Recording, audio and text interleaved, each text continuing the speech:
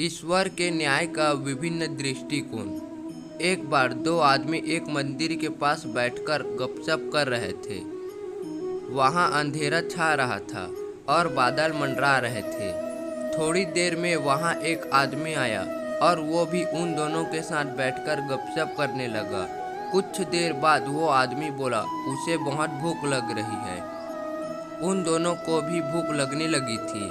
पहला आदमी बोला मेरे पास 3 रोटी है। दूसरा बोला मेरे पास 5 रोटी है, हम तीनों मिलकर बांटकर खा लेते हैं। उसके बाद सवाल आया कि 8 रोटी को 3 आदमी कैसे बांट पाएंगे।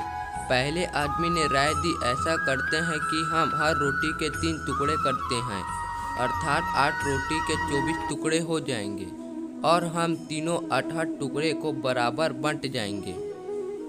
तीनों को उसकी राय अच्छी लगी और 8 रोटी के 24 टुकड़े करके प्रत्येक ने 8-8 रोटी के टुकड़े खाकर भूख को शांत की और फिर बारिश के कारण मंदिर के प्रांगण में ही सो गए।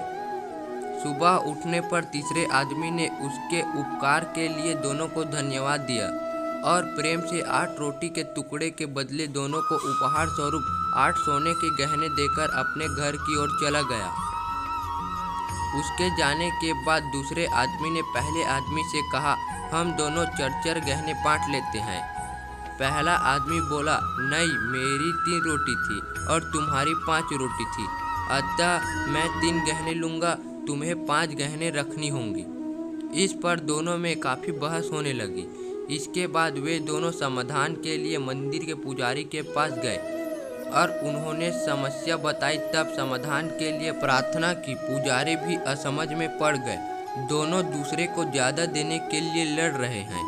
पुजारी ने कहा तुम लोग ये 8 गहने मेरे पास छोड़ जाओ और मुझे सोचने का समय दो, मैं कल सवेरे जवाब दे पाऊंगा। पुजारी को दिल से वैसे तो दूसरे आदमी की 5 दिन की बात ठीक लग रही थी, पर भी वह गहराई से सोचते सोचते गहरी नींद में सो गया। कुछ देर बाद उसके सपने में भगवान प्रकट हुए तो पुजारी ने सब बातें बताई और न्याय मार्ग के लिए प्रार्थना की और बताया कि मेरे ख्याल से 3-5 बंटवारा ही उचित लग रहा है। भगवान मुस्कुराकर बोले नहीं, पहले आदमी को 1 गहने मिलनी चाहिए और दूसरे आदमी को 7 गहने मिलनी चाहिए। भगवान की बात सुनकर पुजारी अचंभित हो गया और अचरज से पूछा प्रभु ऐसा कैसे।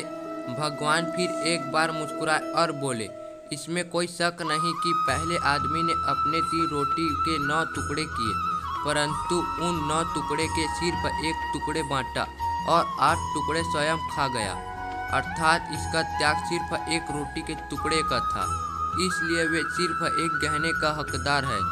दूसरे आदमी ने 5 रोटी के 15 टुकड़े किए, जिसमें से 8 टुकड़े उसने स्वयं खाए और 7 टुकड़े उसने बांट दिया, इसलिए वे न्याय अनुसार 7 गहने का हकदार है।